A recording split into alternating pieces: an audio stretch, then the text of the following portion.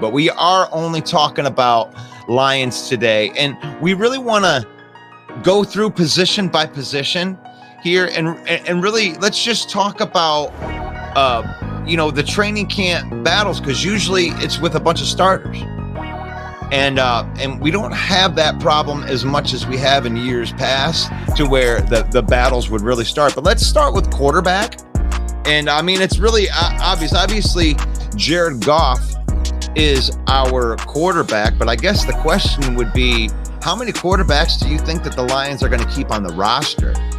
I think they're going to have 4. I think they'll have 1 on the practice squad now because of the new NFL rule change where you can have an emergency quarterback. A rule, by the way, that the Detroit Lions proposed and that was passed.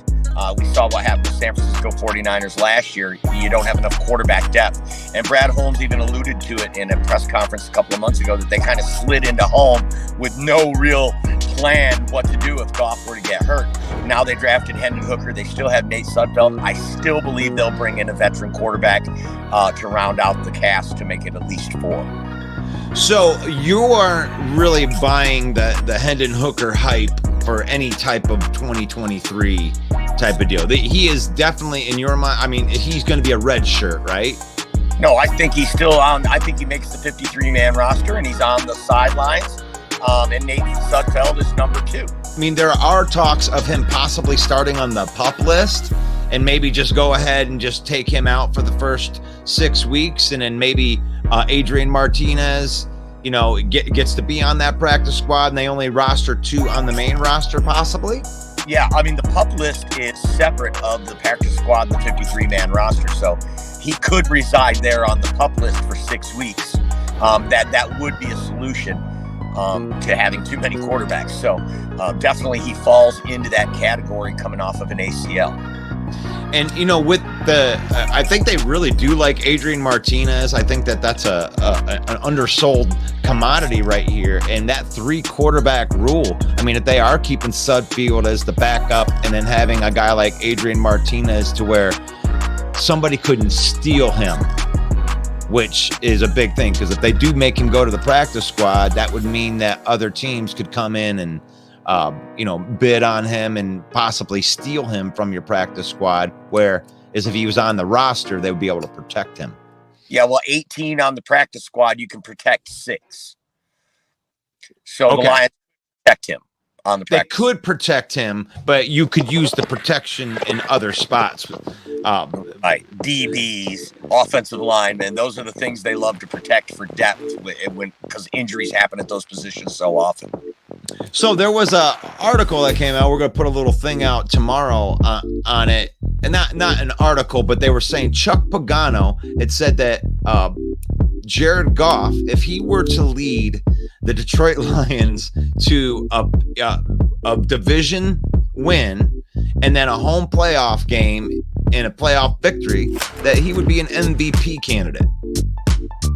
Do you think there might be any truth in that, or is that just Chuck Pagano just rolling up some smoke? Well, last year Justin Fields was an MVP candidate because one person nominated him. So, I mean, there's definitely he'd be a candidate for MVP.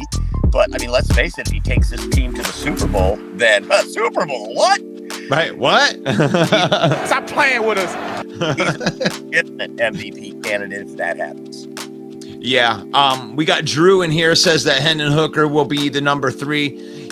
He's looking good. Like, he's already throwing off of this leg, and he had the injury in November of last year. I mean, how quickly could you even see him to count on him to, take meaningful snaps? 9 or 10 months is the usual recovery time for the ACL injury. He's already ahead of schedule from what they said. But the only thing that throws a wrench in that, and thank you for the comment, Drew, the only thing that throws a wrench in that for me is that Dan Campbell and Brad Holmes have both already come out and said this is a redshirt year for him. They've already said it. They've already alluded to the fact that he may not see the field at all this year.